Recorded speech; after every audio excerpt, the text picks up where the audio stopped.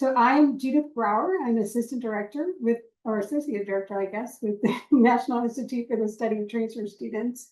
And I'm here along with my colleagues, Janet, Emily, and Joe. And we are all just so excited that you decided to take time and join us today and hear from Ivan Valdovinos, who is our 2024 Research Grant Award winner. And I'm just super excited. I've gotten a chance to know him a little bit and his work, and just so excited to be able to share it with you. He's a true scholar and practitioner, having worked in community colleges in Washington State, in California, with community college students for over 7 years. And before I turn it over to him, just a couple quick things. Housekeeping. Like I said, we'd love to see you on camera. If that's possible. The presentation, Ivan will be mostly sharing about his research. He will have some really tangible takeaways at the end. And there are going to be a few points in the presentation for you to pause and reflect and think about and process a little bit what he's saying. We probably won't have time for actual discussion during the presentation or to answer questions during the presentation, but we'll be monitoring the chat, and we hope to have a few minutes at the end for questions. And if all else fails, you can contact us or Ivan after the presentation to get any additional questions answered. I think that's it for housekeeping. We are recording the session, but please stick around. I think it's going to be a fun session. Great information. So stick around, but we will follow up with recording, and at the end of the presentation, Ivan's going to share resource documents with great resources. So I think that covers housekeeping. At NISTS, one of our main goals is connecting researchers and practitioners and taking that research and really making it actionable and tangible for practitioners in the field. And so again, I'm so excited to have a research practitioner with us today. And it's why it's one of the reasons we offer the Research Grant Award, which is currently a $2,000 award that's offered every other year. And you can find more information about it at our website. And I also encourage you to go to our homepage at nists.org. Just scroll down to the bottom to join our mailing list. That's the best way to stay up to date with any updates about the research grant or other activities we have going on. That covers that part. And I just wanted to say that really excited again to have Ivan, and his research focuses on offering insights for creating critical, equity-minded, and family-centered strategies to address transfer equity with Latina, Latino, and Latinx students. And just want to acknowledge that this is a difficult time, and a lot of our students and a lot of us are facing a lot of challenges. And we know that the students are likely feeling uneasy during this time, and that just makes it all the more relevant to hear what Ivan has to say. So just want to acknowledge that and hope that the information shared today will encourage you in your work, whether those of us who are allies to this group of students, or if you are also part of this population, just that this would be encouraging, and remember just the importance of your work, especially in this context. So Ivan Valdovinos is a PhD candidate in the Education Studies, Transforming Education in a Diverse Society program at UC San Diego. He is also the director of the HSI, Hispanic Serving Institution's STEM Exedo program at San Diego Miramar College. And like I mentioned before, he has over 7 years working in community colleges in 2 different states. So Ivan, I will turn it over to you. Great, thank you so much for the introduction. Let me share my screen here real quick.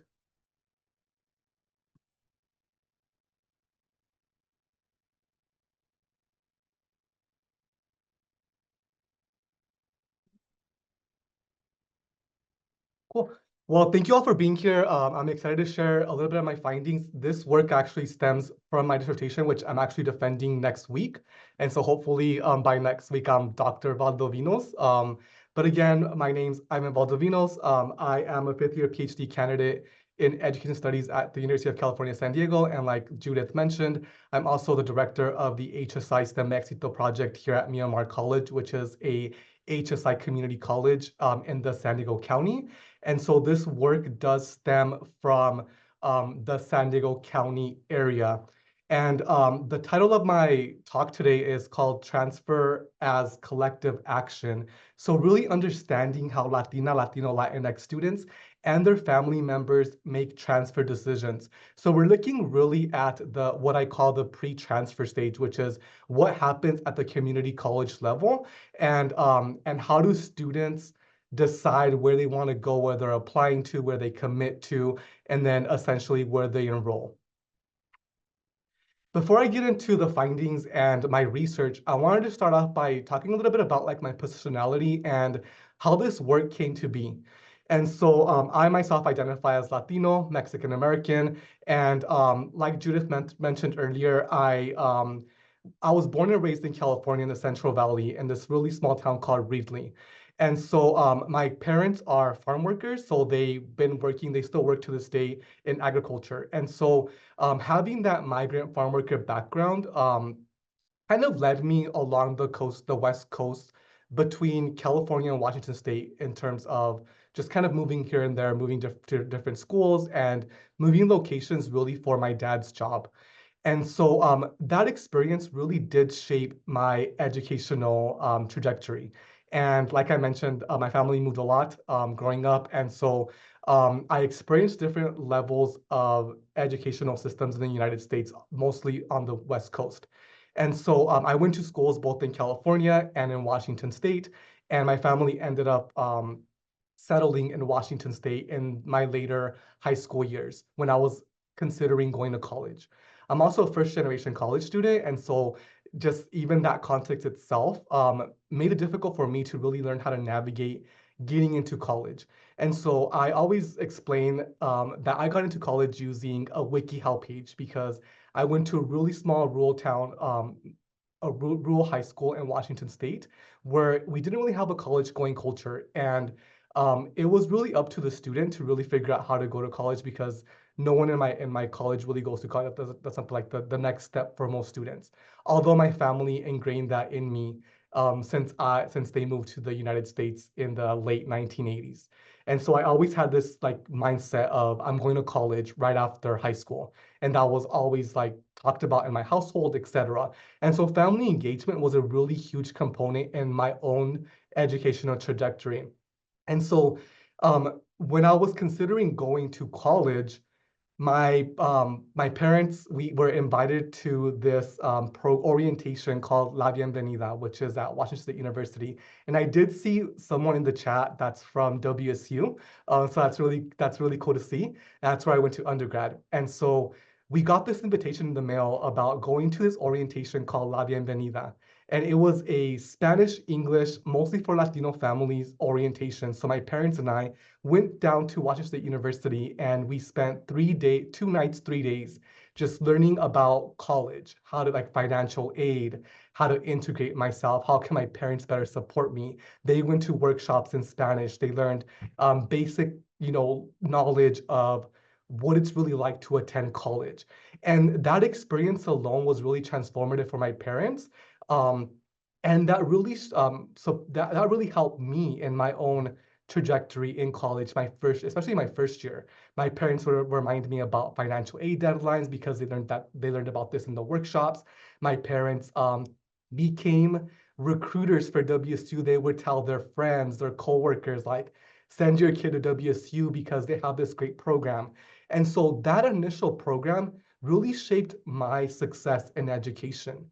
And that's really what sparked my interest in family engagement. What does family engagement look like in higher education? And what can we do to better include families in this case, the transfer process? So later, when I started working in my first job as the TRIO Student Support Services Director in Washington State, I integrated a lot of those more practical experiences that me and my family experienced during my own college experience into my program. And the reason why I decided to do that was because I saw that a lot of my students who were transfer eligible and transfer intending, they were struggling with the transfer process. And so having that firsthand experience and working with these students led me to pursue the PhD to figure out like, why is transfer so hard and why is it difficult for Latino students? And so that was the impetus of why I chose to go to a PhD, but also why I'm doing this work. So I wanted to just kind of start off by shaping and us better understanding what the landscape of Latina, Latino, Latinx um, higher education looks like for Californians because my study is situated in California, particularly San Diego County. And so I want you to look at the last graph here. And the point that I want to make here is that almost 50% of Latino students are enrolled in a public higher education university or college in California. And that gives us an understanding of how many students, Latino students, are in higher education in California. That's a large amount of students. However, when we look at the first little graph here, when we look at bachelor's degree attainment for Latinos adults in the age range of 25 to 64, we're the lowest degree attainers in both associates and bachelor's degrees in California based on different ethnic and racial backgrounds, right? And so that's an interesting point when there's almost 50% of Latino students enrolled in higher education, but very few people actually get a bachelor's degree. When we start looking more at the community college context, we know that in California, a little over 1 million Latinx students are enrolled in a California community college. And the California community college system is, I think it's the largest community college system in the nation, and it enrolls the most Latino students. And so that gives us an idea of, the capacity, the critical mass of Latino students in this system as a whole. When we start looking at transfer rates, though, for Latino students, we see that in 2 years, only 2% of that over 1 million students transfer within 2 years.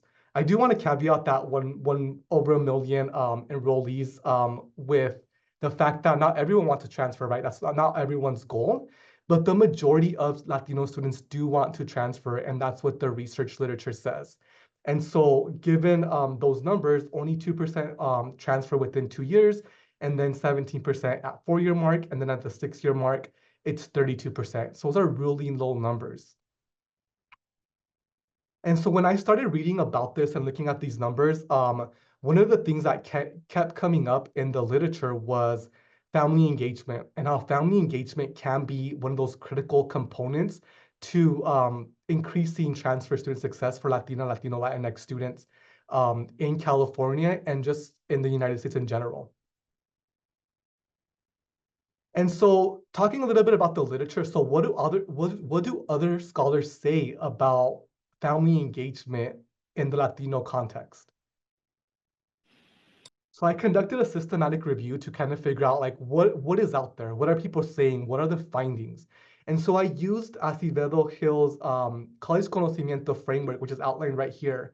And the traditional framework actually does not have this family component here in the middle. So we only see the 7 phases of what Acevedo Hill talks about how Latino students from high school to college, how they decide where they want to go, so their college choice. And so she outlined 7 different phases that Latino students from high school, how they decide where they want to go to college.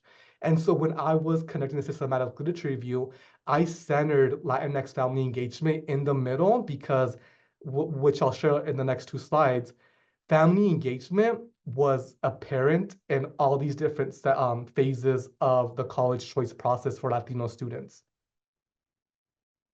And so the literature says that one of the main reasons why Latino students commit to the transfer process, which is phase 1 of college conocimiento, is because they want to honor their family sacrificios of immigrating to the United States, of sacrificing some of their their health, their careers, etc., for the betterment of their children. And so that really motivates Latino students to pursue the transfer process. Other sources of inspiration are encouragement from trusted transfer agents, which are typically family members. So tias, tios, cousins, people that have, accomplished a degree or a transfer pathway themselves. Those people also encourage this commitment to transfer. When they start searching for transfer information, we also see that they turn back to these trusted and caring siblings, parents, partners, spouses, transfer agents to help them search for that information. When they start applying and planning to transfer, again, they return back to the immediate family members and extended family members for this support. And then finally, when they get accepted to certain schools, they rely on their familial and cultural ties or raíces to make transfer decisions. And so although we do see that family engagement is a critical component of the transfer process for Latino students, there are some research gaps. And so some of those are that the studies that focus on Latino family engagement and transfer, they are all retrospective, meaning that we interview the students once they either are already graduated with the bachelor's degree or they have already transferred and they're in their post-transfer experience. And so there's really no studies that actively look at this process in real time. Then we also get a hint of how their transfer choices are bounded by racial, geographic, and social political positions, but we need to go more deeper into this. There's not enough research that really emphasizes these different aspects of how Latino students make transfer decisions. And then finally, although we hear from students, my family was important. These trusted transfer agents were important for my whole entire pre-transfer process. We don't have articles that actually talk to the family members, and we don't get their voices and experiences in this process. So all we're hearing is from the students. And so that draws me to my study that I'm going to be talking about today. And based on those research gaps, I asked a larger question: how do Latina, Latino, Latinx community college students and their families co-construct transfer decisions? And then I set out to find answers to three sub-questions, which one of them is, how are transfer choices created, and what role do racial, geographic, cultural, social, political, and familial contexts play? And then how do families' conceptions of their role, responsibilities, and capacities in the transfer process shape the ways in which they support their children's transfer aspirations? And the final question that I wanted to look at was, how do Latino, Latinx students and their families engage with the sending and receiving institutions to promote a transfer receptive culture, given the tenets of transfer receptive culture and in the process of college conocimiento? And when I talk about sending institution, I mean the community college, and then receiving institution is the university or where they transfer to. And so I used three different frameworks to really analyze my data and recruit my participants and my basically research design. And so the first one is college conocimiento, as I've been talking about earlier. And really, college conocimiento allows us to really visualize that multidimensional and nonlinear transfer choice journey that Latino students face when they are applying to college, choosing institutions, etc.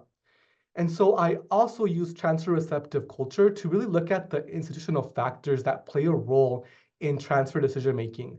And if you know what transfer receptive culture is, transfer receptive culture has 5 tenets. They have 2 pre-transfer tenets and 3 post-transfer elements. Actually, they call them elements in their framework.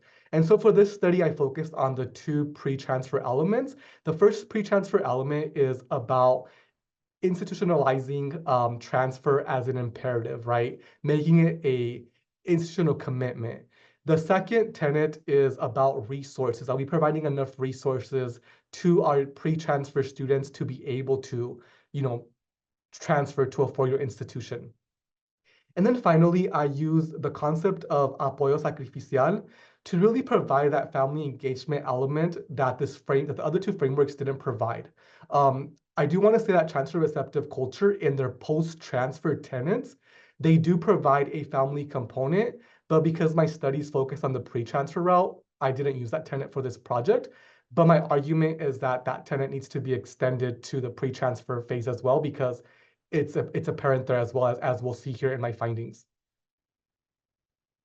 And so I did a qualitative research study design, and I recruited 16 Latino students who were enrolled in a San Diego County Community College during the 23-24 academic year, and they have to have been transfer ready, meaning that they were either applying or have already applied to transfer in the next 12 months. In this case, most of my students, they were already, they had already applied and they were waiting to hear back at the time of the interviews. And the students also had to pursue vertical transfer, so they had to be going into a four-year university versus like a lateral move, for example. And the way that I recruited their family members was by asking the students to share a bilingual flyer to their family members and talking to them about my study and some of the interviews that they went through. And so I was able to recruit 13 family members. And as you've been hearing from me, I've been using the term family versus parental engagement or involvement, and that's really intentional because um, you know um, I want to acknowledge that not all students have supportive parents or even parents at all, right? Or that their family units look different than what we traditionally think about, right? We think about the biological parents, the biological immediate families.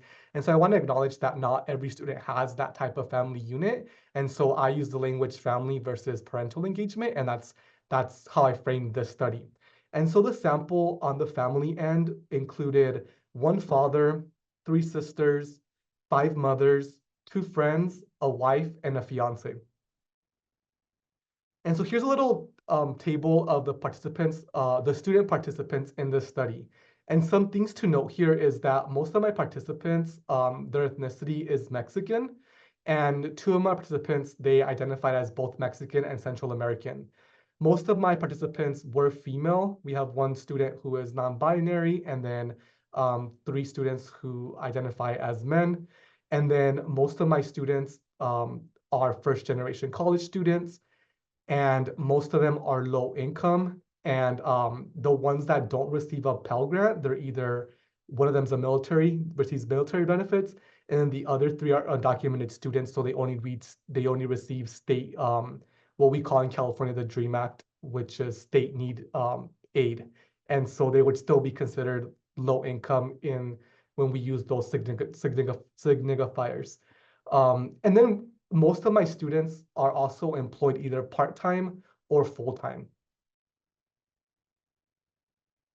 So each student went through through three pláticas. And so I did three pláticas on different topics, and that really helped us do a couple things. So I chose to embark on a plática methodology because it allows the student to be a co-creator and co-construct what the research really looks like. And instead of me just kind of like being their voice, I want them to be their voice as well. And so we work together in these three different pláticas to really tell their story and to really share what they experienced in this process.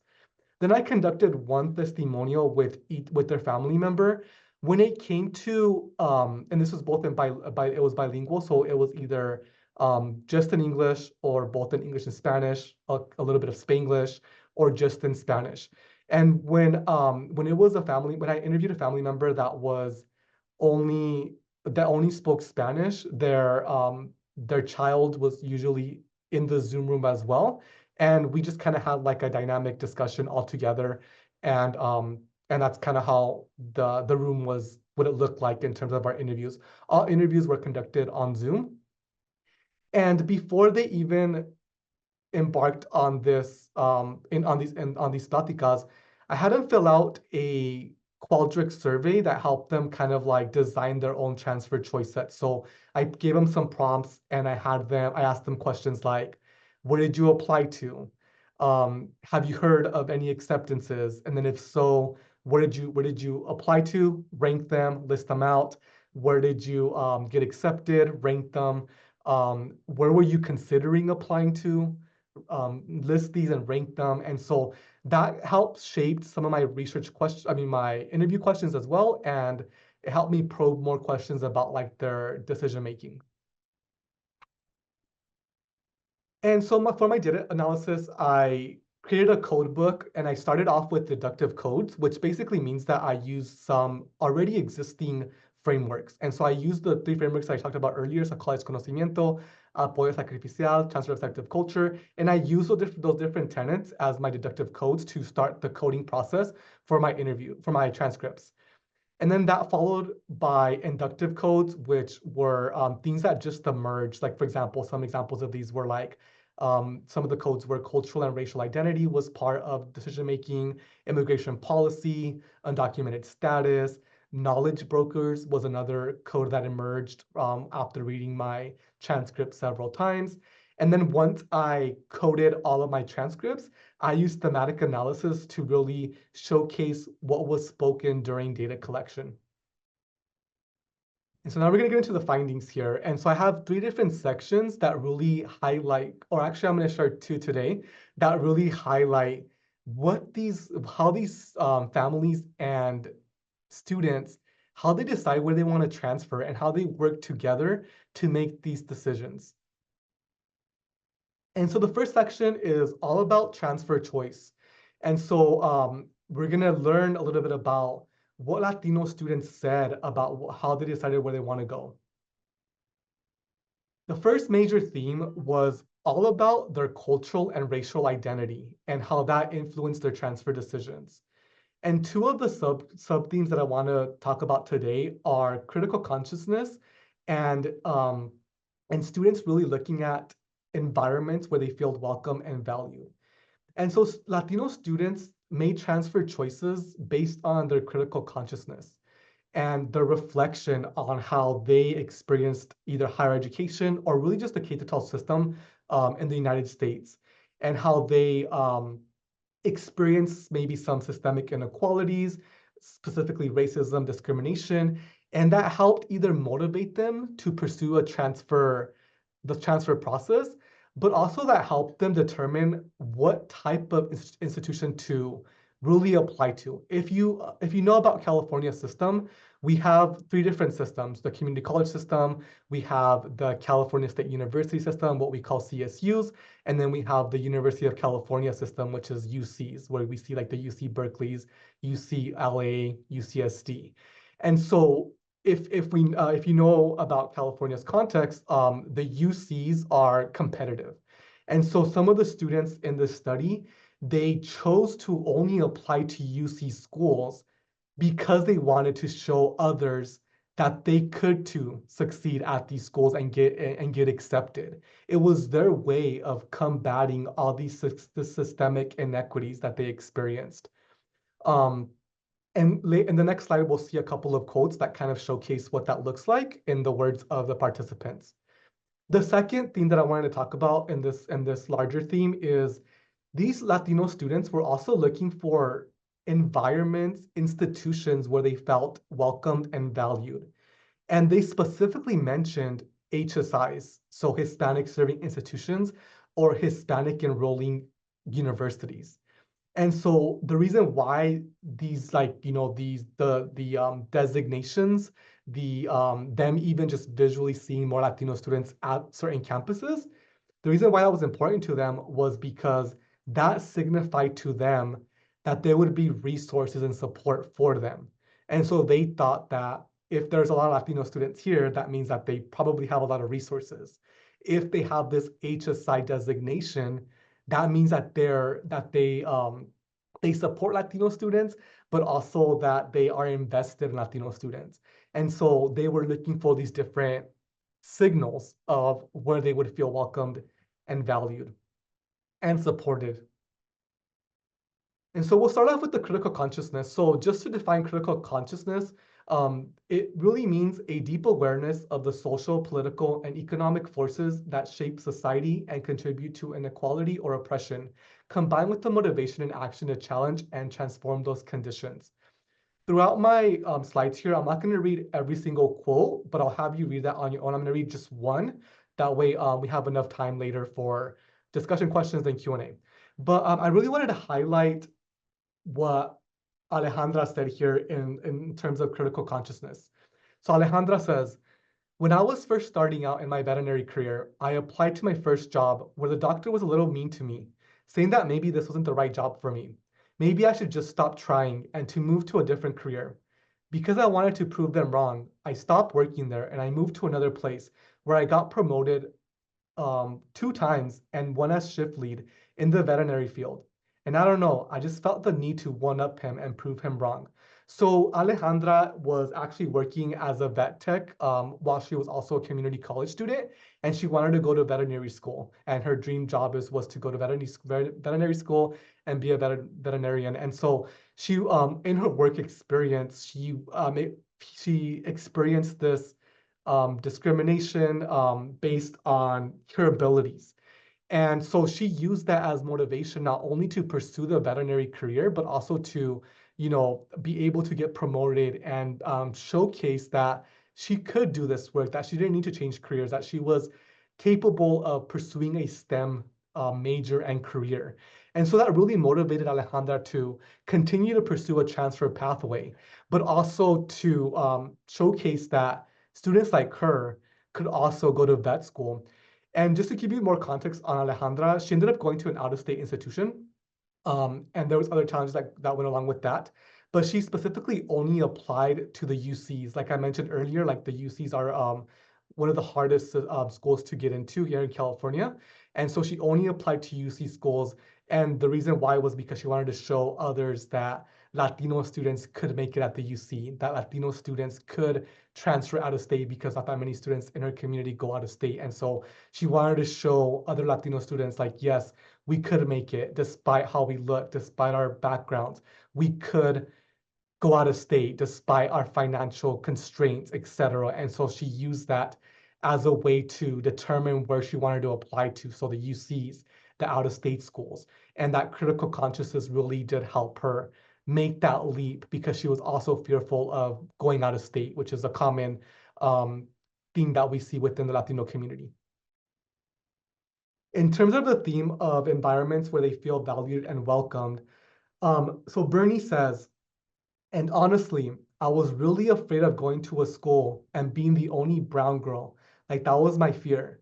I was raised in a border town, and because I'm too brown to be white, but I'm too white to be brown, it was kind of like, oh my God, I'm gonna have to assimilate to like being a white girl and I'm brown.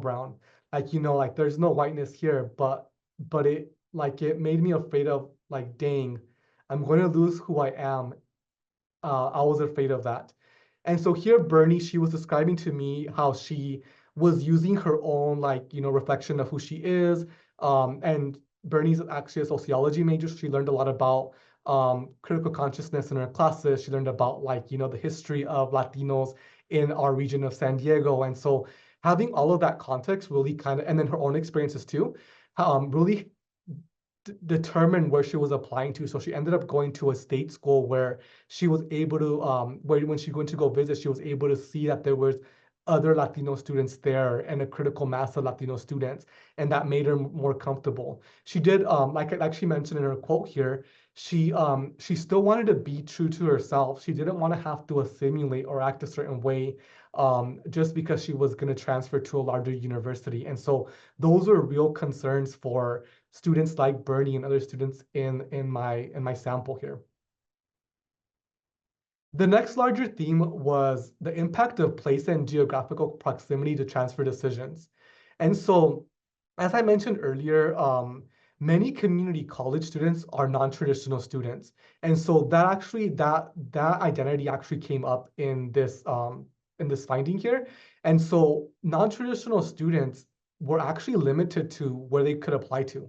And so I think I had like 2 non-traditional students who were a little bit older, but one of the students couldn't travel outside of San Diego County because she had a custody situation with her ex-spouse, right? And so she was bounded to only staying in San Diego County, which limited her choices. Another student talked about like his spouse's career. Like his spouse had a master's. She already had a job. She had this career going for her, and he didn't want to be a detriment to that her career choice. And so he was bounded to only applying to schools in San Diego. And then when we hear from the students, we also know that they want to stay close to home because they want that emotional support that they get from their family members, that cultural comfort that comes from maybe living at home or being close to extended family or friends. They want also the ability to continue to fulfill important family roles that they've been doing for most of their life. The other the other thing that came out of this larger theme was that high cost of housing was a huge concern for Latino students. Some of them mentioned that if they would go up to like LA, for example, that they would have to leave home their house at home, and they would have to pay like large rent or large amounts of rent and other expenses as well, right? And so they acknowledged that, and so they said that in order to remain with no debt or to relieve some of these financial concerns, the better option was for them to stay at home, either living with their family members or live in their current housing situation, which is a little bit more affordable than going up to like Los Angeles, for example, or moving out of state. And so that also played a key role in keeping students local. And then when students started to think about like that local institutions, they were looking at schools where they could have reliable transportation. Like I mentioned at the beginning in my sample in the little table, the majority of my students are low income, so a lot of them have to rely on public transportation to get to their universities or even community colleges. And so they were like looking at, where does the bus system stop? We have a trolley system here in San Diego. Like, can I use a trolley to get to a certain university? Do I have friends that I can commute with? And so these were real concerns for Latino students in terms of how place and geography and geographic proximity shape their decisions. And so we'll hear a little bit from some of these students. So let's see, we'll go with Diana here. So Diana said, the area of the school affected my decision because I have shared custody, and it was going to be like a really hard process for me. And also, I don't think it was the best decision for my son. So I decided to stay in the area instead of moving elsewhere. Diana ended up going to one of the private schools because, like I've been mentioning, it's competitive to get into like the University of California, UC San Diego, San Diego State University, and we do have some other private universities here in our area. She ended up going to one of the private ones, and it was mostly because her options were limited, like I mentioned, and she didn't get into her top choice, which was the state school. And so that kind of shows like the constraints of what it's like being a non-traditional student and how your choices are really limited in terms of your life experience, right? Deborah also says, in my case, or in my case, my dad isn't able to pick him up, referring to her younger sibling.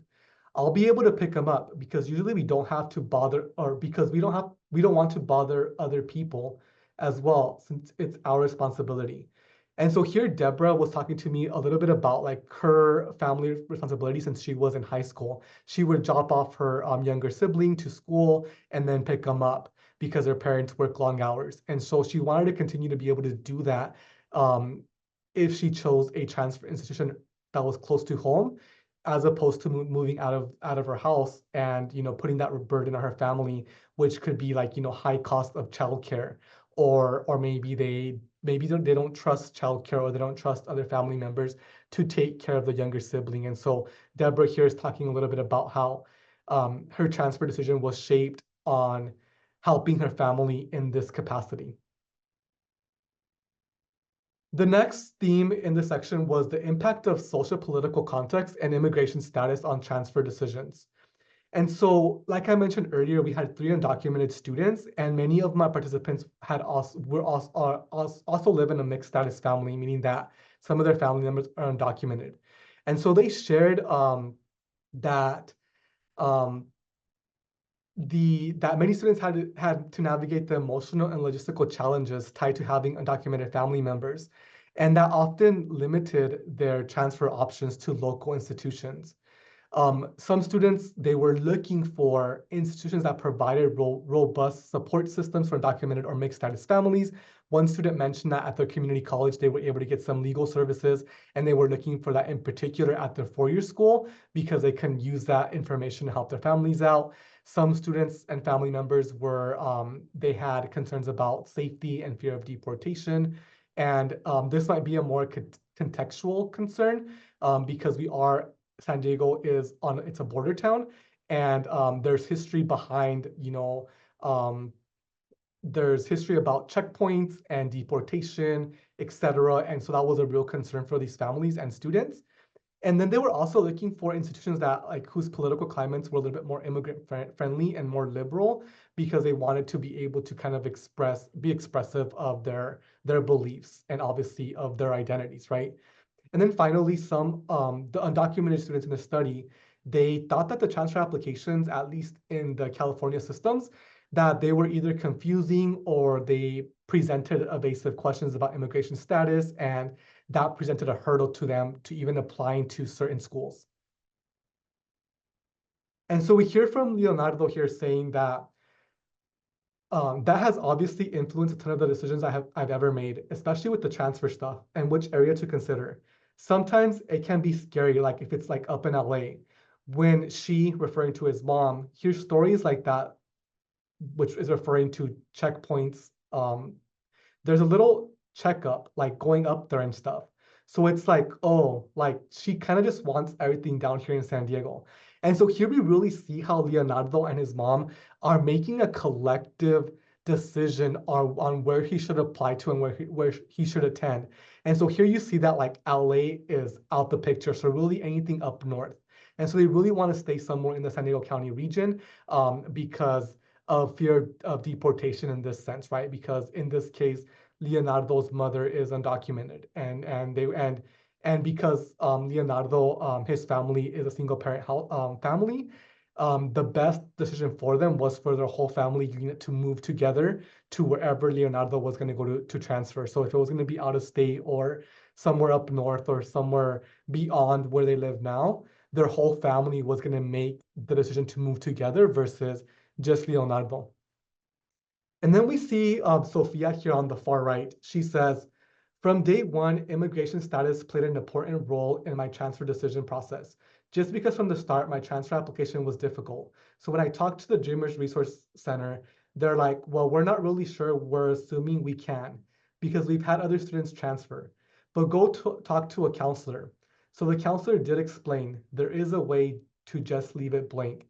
Here she's referring to when she was applying to transfer to a certain institution, that they were asking for a social security number, and she obviously didn't have one as an undocumented student.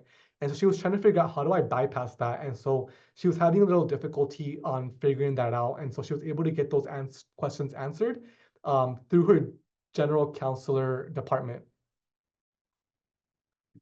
The other theme that emerged was the role of cultural values and familial expectations.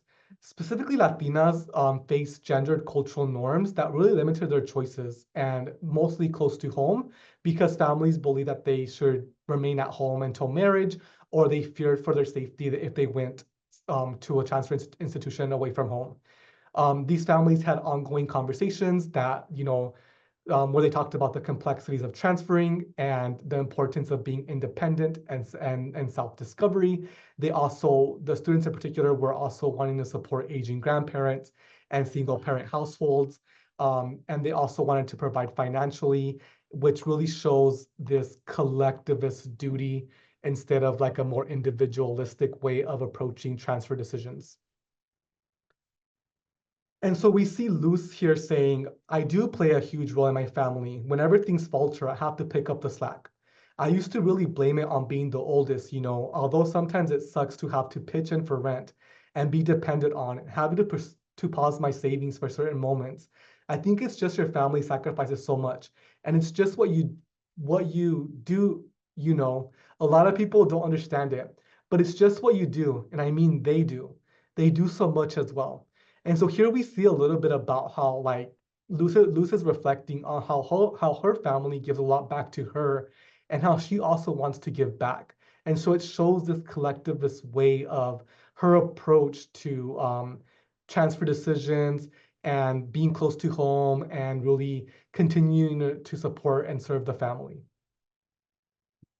So I'm going to have you take 1 minute, and maybe it's something we can put in the chat, but I wanted you to kind of reflect on some of these findings that I presented in this section.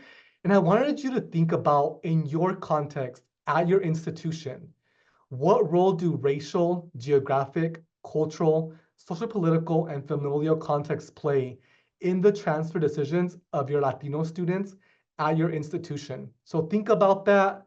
Maybe you can reflect on those in the chat, write some like responses to kind of give some context to the other people in the room. And then I also want you to think about, what are some strategies that you could either start doing, or maybe you already do this at your institution that you want to share with the group here. What strategies do you either do or you want to do at your institution that can support Latina, Latino, Latinx transfer students, given the factors that I shared in the previous slide? So I'm going to give you all about a minute just to kind of like write those out in the chat.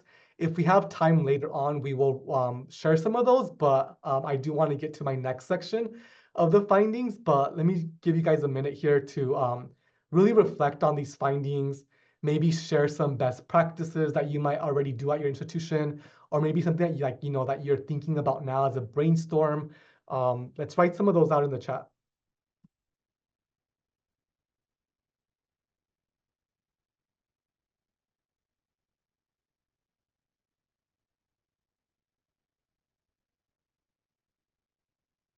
Okay, I'm going to move on here just because we are running short out of time and I want to give some time for the Q&A. Okay, I'm going to present just maybe one slide on the family component and the family voice, just because we are running out of time here. But this next section was really focused on, what are the families saying about transfer decisions? And so I wanted to share really how families are supportive. So the apoyo and supportive behaviors. And they really talked about 3 different larger themes. So the first one is in-kind support. And that really means non-monetary assistance. And so when we traditionally think about support or family engagement in schools, right? We think about them going to the campus or going to the K through 12, going to an open house, right? And so these families actually employed what I'm calling non-traditional supports. And they did in-kind support in the form of, making meals for their transfer going student, providing transportation. And they do that to reduce anxieties and stress. They also provided academic support, and not the traditional sense of like, let me help you with your homework, but more of, let me listen to you explain difficult concepts while you're studying, even though I don't understand what you're saying, even though the content's in English and I only speak Spanish, I'm supporting you by listening to you. And you practice your concepts. Some families, particularly the mothers, they even stayed up late with their transfer going student as a form of support to show that they're like in solidarity with them in terms of them like staying up till 3 a.m. And so those are some of the ways that these family members helped academically. Then these families also served as knowledge brokers. They gathered information they from their friends, from their coworkers, from their employers who have maybe already went to college. They gathered that information and they provided that to their transfer going student. Like I mentioned earlier, family, it's not just parents in my context. And so some of these sisters, these siblings, these tias, these tios, they already went through college. And so they shared their expertise, their firsthand experience as a form of apoyo and supportive behavior. And so I want to just touch base on one of these. So I want to look at Isabella's mother. She said, su papá la apoya porque la lleva. Él la lleva a la escuela y la universidad, y la lleva y la recoge. Yo organizo un día antes todo lo que Isabela necesita como comida. So here we see how the family, like the parents of Isabela, support her by transportation and also providing just kind of like meals, making sure that Isabela is ready for her school. And that's the way that they can support despite their lack of knowledge of the transfer journey. Given the time frame here, I do want to get to a Q&A here. But if you want to learn more about the family component, I do have a couple of slides. I'm not, maybe we can share some of these in an email or something, but we can read some of the ways that families, express their involvement as knowledge brokers and their academic support in their words. And then I have some other slides about consejos and how that, and then animo and how they were able to support in that sense. But I do want to get into some recommendations. So the first recommendation that I want to provide to you all in terms of how do we better support Latino students. One of the ways that I think is that we can do this is by developing a deep understanding of Latino transfer epistemology. And what this really means is us really learning, what do Latino really need? What do they need? Centering their Latino ways of knowing, challenging dominant Eurocentric paradigms, recognizing, like I mentioned earlier, that a lot of Latino students start their academic journeys at community colleges, and using that context to really emphasize resilience, familial support, bilingualism, bicultural navigation, etc., and really centering Latinidad and lived experiences. And some of the ways you can do this is by going to conferences. So I shared some conferences here. So like ASI, HACU, AHI, Escala. Those are different opportunities that you can embark on to really develop this deep understanding of Latino transfer epistemology. The second recommendation is to unapologetically serve Latino transfer students. Really think about the equity part of it. How are we going to be equitable? And this really, the way that you can do this is by really centering Latinidad. What does Latinidad look like at your institution? And what type of practical methods, strategies can you employ at your college? Some things you can do is you could develop like a pipeline to connect and enroll Latino students into support programs. One of the findings that I didn't share as deep in this presentation was that Latino students were in like EOPS, TRIO programs, Promise, all these federally and state funded programs. And so as practitioners, us connecting these students early on in their educational journeys to these programs is really vital in their transfer success. And then, let's see, let me go to the next slide here. And then Latino students really benefited from work study opportunities as well as assuming leadership roles. They utilized these different positions to connect with like deans, vice presidents, directors that can really share this transfer knowledge in their transfer journey. So really emphasizing the fact that we should connect these students to these different resources is important.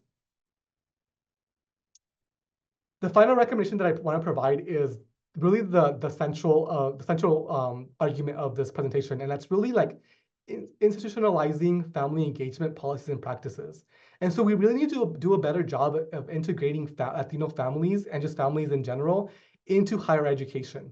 And some of the ways you can do this is by maybe doing like a transfer bridge program if you're at the four-year school, inviting family members to your campus to really learn about what does transfer look like? How can you support your transfer student? Providing guidance on navigating financial aid, campus resources, building trusting relationships with families, providing bilingual English-Spanish outreach, hosting family-centered events. And that's not just like one open house at the beginning of the year, but throughout their whole transfer journey. So I want to end here by just kind of giving you some final thoughts. And so when we work together to streamline the transfer process, we honor the resilience, aspirations, and cultural capital of Latino, Latinx transfer students that they bring into our educational spaces.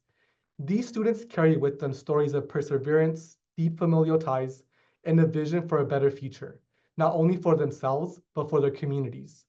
Investing in their success means investing in a more inclusive and prosperous society, one that recognizes the brilliance and potential of Latino, Latinx transfer students are essential to the future of higher education and the vitality of our nation.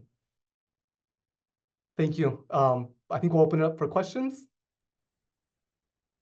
Thank you, Ivan, for just such a great presentation, and just really see the value or the power of hearing directly from the student voices and the family member voices. Ivan, are you okay staying a few minutes after to answer questions? I am, yes. Okay. We know that some of you will need to go at the top of the hour. and we will stick around and have some questions. I did include a resource document from Ivan. Also, Ivan, are you okay if I share the slides in the chat? Or sorry to Yeah, put you on in the the spot. future, because I'm gonna like use this for my defense. Okay, we'll So pause on that. We'll pause on that and no problem. But I know one question that came up with just a small question was whether the students in your study were mostly were they enrolled mostly full-time or part-time?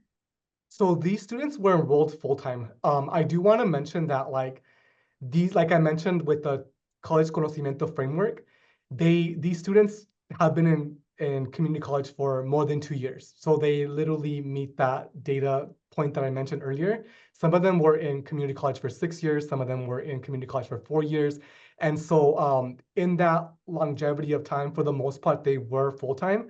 At different points, they were part-time, one class here, took a quarter off, semester off. And so it just ranged, and that's just what we see a lot with community college students. But at the time of the study, which was last year, they were all full-time at that time. And if I could get you just to go, you could go ahead and stop sharing your screen. Oh. You can see you better. And now we see both of us. Are there other questions from folks that are here? Yeah, I have a question if you don't mind. My name is Crystal Moreno. I'm the transfer coordinator at San Jacinto College in Houston, Texas.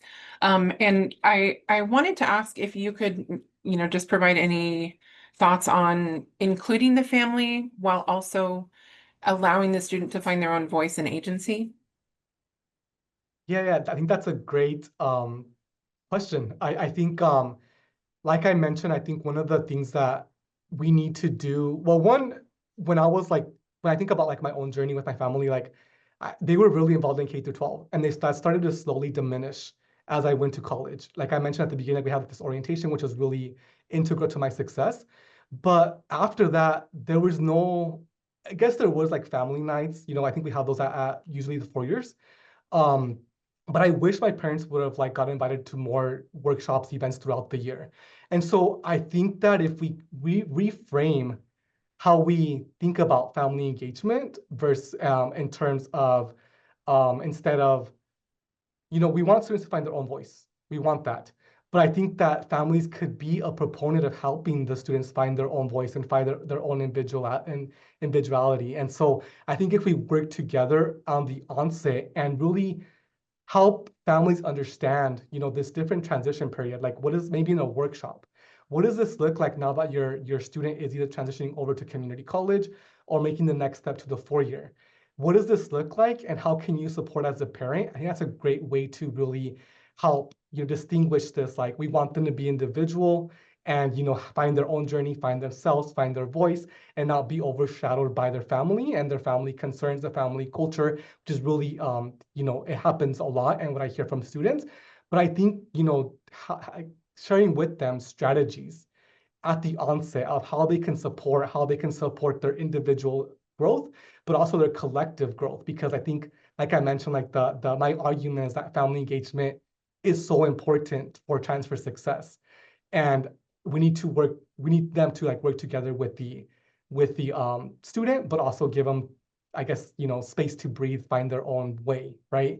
But I think if we provide strategies on how to do that, that could be a great way to not just solely be collectivistic. Because like one of the participants mentioned, she wanted to go out of state because she wanted to find herself, who she is, because she felt that she was overshadowed by her family and the culture, and what her family wanted her to stay close to home, and she wanted to get away from that. But I think it's important that we include both.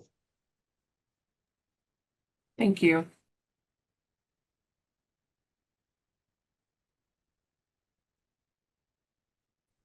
Hi there, Ivan. We have a question in the chat that says, are there any suggestions on how to encourage leadership to view the student as the entire family? And what they mean by that is that perhaps looking at it as an institution and thinking about the family, whereas a lot of times, as you mentioned, maybe it's an orientation department's issue, or it might be another functional area. But how can we encourage leadership at the institution to start thinking in these more collective terms?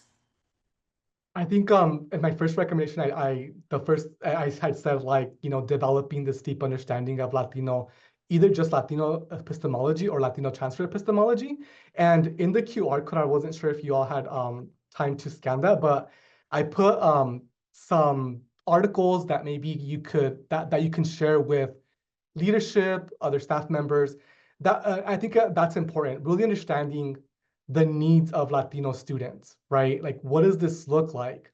Because we, like, I also work in administration here at my community college, and I've been doing this for 7 years now. And I'm in leadership meetings with, like, our president's cabinet, our vice presidents and president.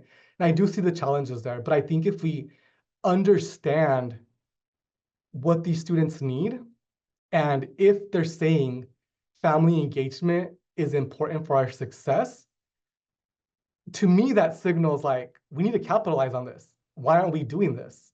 And so maybe, getting really in tune with the needs of Latino students, whether it's through reading articles. And I think I was talking to Judith about this, that we, as practitioners, we don't have time to read, right? And I'm lucky that I'm a student while I'm also a practitioner. And so I'm able to read articles and apply those different frameworks. But I think that if we have some time to really understand who these students are, maybe it's not through reading articles, maybe it's through a book club. I know here at my current community college, we have a book club that one of our departments hosts on just different topics. Maybe one of the topics is like family engagement. You read a book with your community, maybe your leadership team, and you really dissect that, like, once a week, once per month. That could be a good strategy to kind of like start thinking about family engagement as this imperative and this need, but also even just hearing from students, right? Talking to students, having the students share their voice in these leadership meetings, and having them share a little bit about maybe how their families are or maybe aren't involved. That could be a great way to also showcase this need, this imperative for shifting our paradigms to a more collectivist family engagement perspective for your leadership or your community. Thanks for that. And there's a new one in here that says, as a transfer receiving institution, what have you found works when connecting community college students and keeping them and their families engaged throughout their perhaps 2+2 years at the community college? Something that I didn't have time to share was how important summer transition programs were. And when Latino students start making that connection, or like that, they start thinking about that transition, they really relied on the summer programs, whether it was to like specialized programs like EOPS or the Dreamers Office, or it was more like of an institutional commitment of like, you're required to go through orientation. That's how my personal experience was. Like, WSU required me to go to this orientation. And so that was really helpful. And that's what the students were saying in the study. They were saying that, like, we want that, we need that, and it has to be intentional. They don't want to be clumped up with the first years, right? Those first years out of high schools.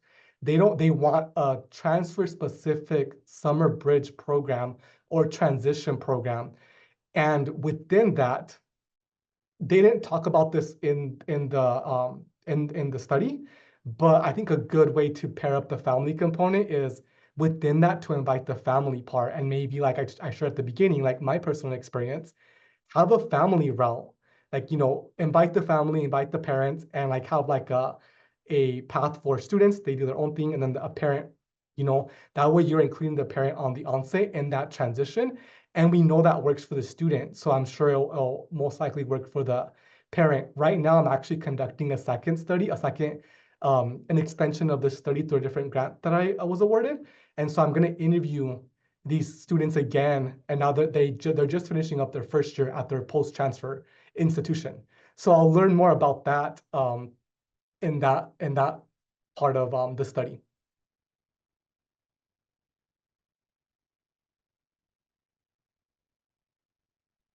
All right, the questions just keep coming. So here we go. Have you worked with any virtual programming related to your work? Paul says that recently students that he works with have asked for a Discord server to help with that transition over the summer.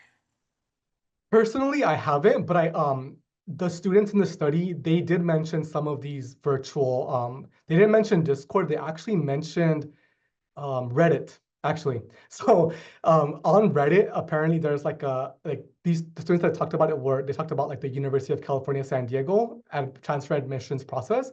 And apparently students go on Reddit and talk about different topics like, when acceptances come out, how to tackle the personal insight questions, how to tackle the application process, what worked for certain students, what didn't. And so Reddit did come up a lot in the study.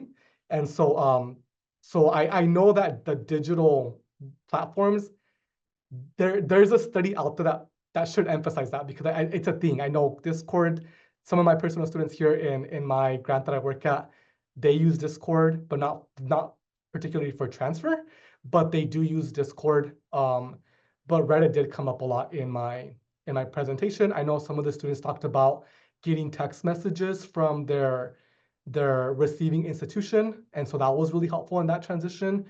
And so the digital space, I think, is a huge draw for students.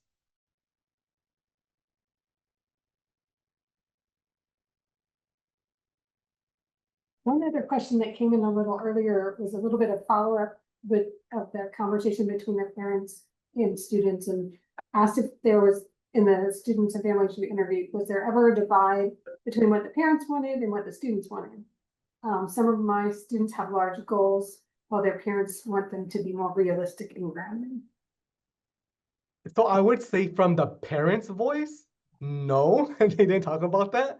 From the student side, though, like I mentioned, like the geographical constraints, some of these students also had like huge goals, right? They wanted to move out of state, and at the beginning, the parents were hesitant.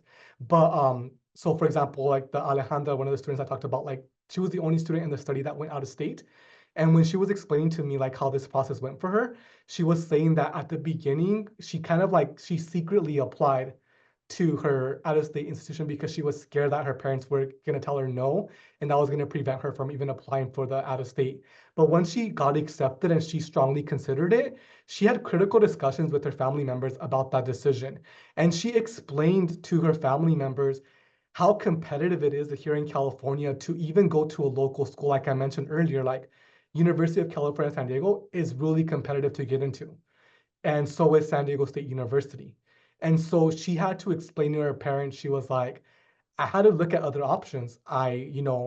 These two schools, although, you want me to stay here, and although I'm considering them for like different reasons, I have to open up my transfer choice sets, because what if I don't get into UCSD? What if I don't get into SDSU? What am I going to do? Like not go to college? And so she had those critical discussions with her family members throughout the whole process after she applied. So she had applied, and she had told her parents, like, I applied to this school and here's the reasons why.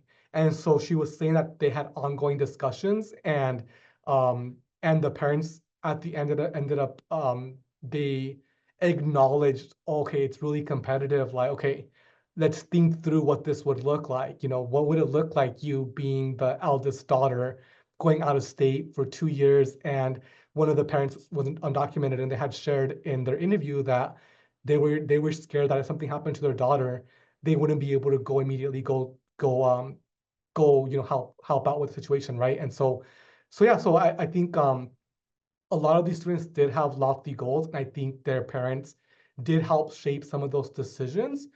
But I think at the end, it just took the communication between both and really sitting down and discussing, like, what does transfer really entail? And some of these parents, for example, mostly the parents, like the mothers, they saw their students get rejected. Some of these students had already attempted to transfer and got rejected. And that helped them understand that, like, oh, this process is really difficult. Not everyone can get into a 4-year. So we have to be open to other possibilities. That makes a lot of sense. And points to just the complexities involved in all of this. You're getting a lot of appreciation in the chat, and folks also are ready for the next phase. They want to know, like, beyond this transfer entry, what happens next. So we'll all be watching your research to see what's next. But I would just, on behalf of NISTS, I want to say thank you again, Ivan, for this work and sharing it with us today, and for all of you for taking time to be here and for the work that you do every day with students. We know that it's meaningful and really important. So thank you and have a great day.